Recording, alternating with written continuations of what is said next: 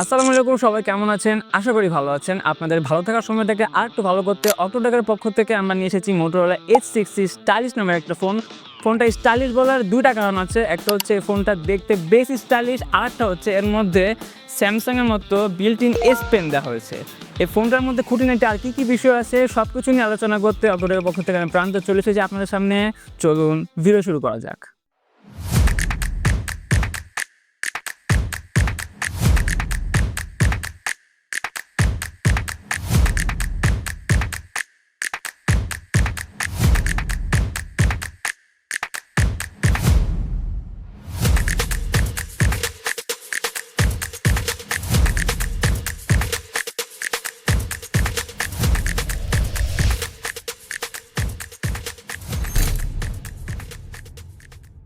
Stylish এই ফোনটার ডিজাইনও বেশ প্রিমিয়াম কোয়ালিটির, কারণ প্রথমে হাতে নিয়ে একটা লেদারের মতো ফিল পাবেন, যদিও লেদার না, ব্যাক সাইডে আসলে প্লাস্টিকের ব্যবহার করা হয়েছে। এর পাশাপাশি বডি ফ্রেমে কিন্তু প্লাস্টিক রয়েছে।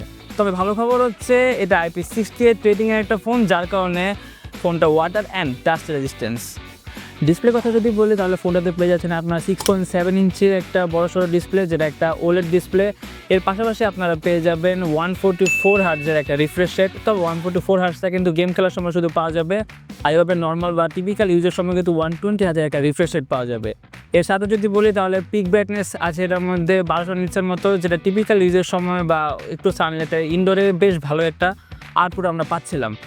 ফোনটা স্ক্রিন টু বডি রেশিও হচ্ছে 90%, আর এর রেজুলেশন হচ্ছে একদম ফুল এইচডি প্লাস সাপোর্ট করে, যার কারণে ইউটিউব দেখেন বা মুভি স্ট্রিমিং করেন যাই করেন কিন্তু ফোনটা থেকে কিন্তু আপনারা বেশ ভালো একটা সাপোর্ট আপনারা পেয়ে যাবেন। ফোনটার বেজেল বেশ পাতলা এবং এর কালার অ্যাকুরেসি যথেষ্ট ভালো। এর কারণ হচ্ছে ফোনটা কিন্তু 1 বিলিয়ন পর্যন্ত কালার সাপোর্ট করতে পারে। এছাড়াও এতে রয়েছে HDR10+-এর একটা সাপোর্ট, যার কারণে নেটফ্লিক্স বা ইউটিউব দেখার সময় কিন্তু একটা HDR কন্টেন্টে আপনি ভিডিওটা দেখতে পাবেন, যার কারণে যথেষ্ট ভালো একটা এক্সপিরিয়েন্স আপনি পেয়ে যাবেন। এর পাশাপাশি দেখতেই পাচ্ছেন ইনডোরে কিন্তু এর ব্রাইটনেস যথেষ্ট ভালো ছিল। মোট কথা বলতেই পারি যে এর ডিসপ্লে কোয়ালিটি কিন্তু বেশ ডিসেন্ট এবং যথেষ্ট ভালো। ফোনটাতে ফিঙ্গারপ্রিন্ট সেন্সর হিসেবে পেয়ে যাচ্ছে ইন ডিসপ্লে ফিঙ্গারপ্রিন্ট সেন্সর, যেটা বেশ ফাস্ট অ্যান্ড অ্যাকুরেট কাজ করছিল। এর পাশাপাশি আপনারা পেয়ে যাচ্ছেন ডলবি অ্যাটমসের একটা ডুয়াল স্টেরিও স্পিকার, যেটা বেশ লাউড অ্যান্ড ক্লিয়ার ছিল সাউন্ড কোয়ালিটি।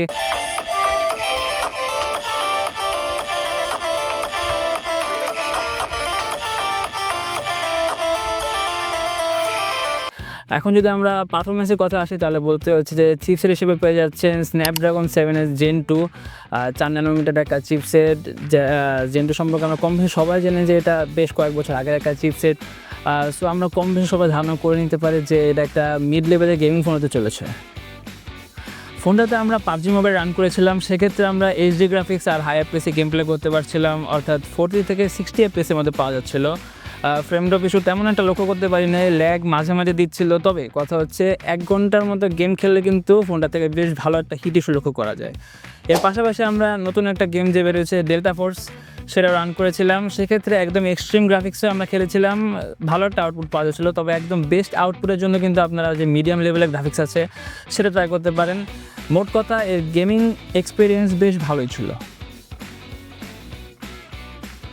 সবই ঠিক আছে, কিন্তু কথা হচ্ছে এই ফোনটাতে UFS 2.2 স্টোরেজ দেওয়া হয়েছে, যার কারণে কিন্তু আশানুরূপভাবে একটা স্মুথ এক্সপিরিয়েন্স আপনারা ওভারঅল পাবেন না।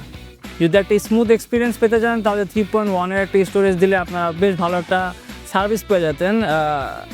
আর মেন কথা হচ্ছে যেটা ভুলে গেছিলাম, এই ফোনটাতে কিন্তু এস পেন রয়েছে। এস পেনের কাজ কি? এস পেনের কাজ হচ্ছে ফ্লেক্স করা। জাস্ট কিডিং, যারা স্টুডেন্ট আছে তারা বিভিন্ন নোট করতে পারবেন, ড্রয়িং করতে পারবেন, আর পাশাপাশি স্কোর করতে পারবেন। মূল আকর্ষণ ক্যামেরা সেকশনে চলে আসি। ফোনটাতে থাকছে একটা 50 মেগাপিক্সেলের প্রাইমারি ক্যামেরা, যেটাতে অবভিয়াসলি OS আছে। সাথে থাকছে 30 মেগাপিক্সেলের একটা আলট্রা ওয়াইড ক্যামেরা, আর থাকছে একটা ম্যাক্রো ক্যামেরা, যেটা আপনি কেউ ইউজ করি না। আর সামনে থাকছে একটা 32 মেগাপিক্সেলের ফ্রন্ট ক্যামেরা। বাস এই তো শেষ। কারো না কাইটা না, ডিটেলসে যাচ্ছি। সেটা হচ্ছে এখন যে ছবিগুলো দেখতে পাচ্ছেন এগুলো 50 মেগাপিক্সেলের প্রাইমারি ক্যামেরা দিয়ে তোলা। f1.8 অ্যাপারচারের একটা লেন্স হওয়ায় মেন লেন্স দিয়ে তোলা ছবিগুলো কিন্তু যথেষ্ট ক্লিয়ার এবং ভালো কোয়ালিটির ছিল। ছবিতে কোনো রকম নয়েজ লক্ষ্য করতে পারিনি, বেশ শার্প অ্যান্ড ডিটেল ছবি পাওয়া যাচ্ছিল। মোটরোলার ছবিগুলোতে কিন্তু ন্যাচারাল টোন খুব ভালোভাবে লক্ষ্য করা যায়। ছবিতে হোয়াইট টোন লক্ষ্য করা যাচ্ছিল না, অনেকটা রেডমি বা এমআইয়ের ফোনগুলোর মতো ওয়ান টোনের ছবি পাওয়া যাচ্ছিল। এছাড়া মেন লেন্সে ওআইএস থাকায় কোনো ধরনের ঘোলা ছবি আসছিল না।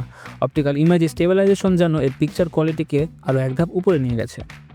এরপর যদি পোর্ট্রেট ছবির কথা বলি তাহলে সেখানেও একটা ভালো ফলাফল পাওয়া গিয়েছিল। ব্যাকগ্রাউন্ড ব্ল্যান্ডনেস ঠিকঠাক ছিল, আর্টিফিশিয়াল লাগে নাই। বেশ ভালো ভালো কিছু ছবি পাচ্ছিলাম, তবে 2x জুম করে ছবি তুললে আরও বেটার পিক পাওয়া যায়। যাই হোক, রেয়ার ক্যামেরা নিয়ে কিন্তু আমরা যথেষ্ট স্যাটিসফাইড। তবে আপনি যদি এদের মতো নিশাচর বা রাত জাগা লোকদের কাতারে পড়েন এবং একটু লো লাইটে বা রাতের বেলা যদি আপনার ছবি তোলার প্রয়োজন হয়, তাহলে এই ফোনটা আপনাকে বেশ ভালোভাবেই হতাশ করবে।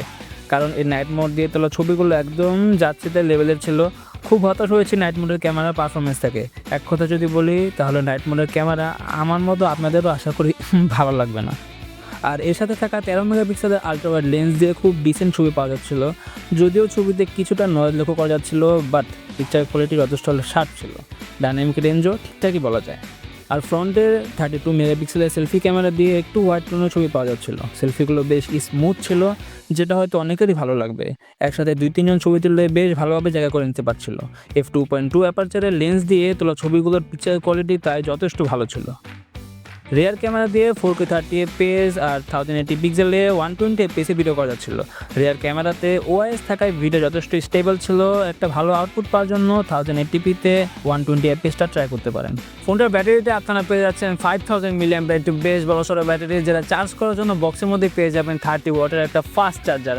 এর সাথে সাথে থাকছে রিভার্স চার্জিংয়ের সিস্টেম এবং ওয়্যারলেস চার্জিং সিস্টেম, 15 ওয়াটের একটা ওয়্যারলেস চার্জিং সিস্টেম। আমাদের যারা বন্ধুবান্ধব আছে গরিব আইফোন ইউজ করে, যাদের ফোন বেশি ব্যাটারি ব্যাকআপ দিতে পারে না, তাদের কিন্তু আমরা বড়লোক অ্যান্ড্রয়েড ইউজাররা চাইলেই এভাবে রিভার্স চার্জিংয়ের মাধ্যমে ব্যাটারি শেয়ার করতে পারি। জোকস অ্যাপার্ট, অ্যাকচুয়ালি সত্য কথা যেটা। चीटिंग करता है तू चीटिंग चीटिंग चीटिंग करता है तू মূল কথা হচ্ছে এই ফোনটা বেশ ভালো একটা ফোন। অ্যান্ড্রয়েড 15-এ ফোনটা লঞ্চ করা হচ্ছে। 2 বছর মেজর অ্যান্ড্রয়েড আপডেট পাচ্ছেন, মানে অ্যান্ড্রয়েড 17 পর্যন্ত একটা আপডেট পাওয়া যাবে। এর সাথে থাকছে 3 বছরের সিকিউরিটি আপডেট। তো ফোনটা 2টা কালার ভ্যারিয়েন্টে মার্কেটে পেয়ে যাবেন, যার মধ্যে এই কালারটা আমার কাছে বেশ ভালো লাগছে। সাথে আছে 856GB ভ্যারিয়েন্ট, যেটার মার্কেট প্রাইস অলমোস্ট 35,000-এর কাছাকাছি। দাম কম বেশি হতে পারে। তো যাই হোক, ফোনটার একটা যদি ইন শর্টে বলি তাহলে ডিসপ্লে ওয়াইজ, চিপসেট ওয়াইজ ফোনটা বেশ ভালো ছিল। ক্যামেরাতে একটু ডাউন ছিল, ইমপ্রুভ করা অনেক স্কোপ ছিল। যাই হোক, ফোনটা যদি নিতে চান একটু দেখে বুঝে নিতে পারেন, বেশ ভালো একটা ফোন। এখন পর্যন্ত সাথে থাকার জন্য সবাইকে ধন্যবাদ। অক্টোটেকের সাথে যারা ছিলেন সাবস্ক্রাইব করবেন, ফলো করে পাশে থাকবেন। আজকের মতো সবাইকে থেকে বিদায় নিচ্ছি। আল্লাহ হাফেজ। ভাই 2টা কালার বললেন, একটা বললেন আরেকটা বললেন না যে? গ্রামে চালাতো ভাইয়ের জন্য আমাদের এডিটর কালারের নাম আপনাদের স্ক্রিনে দিয়ে দিচ্ছি। টাটা।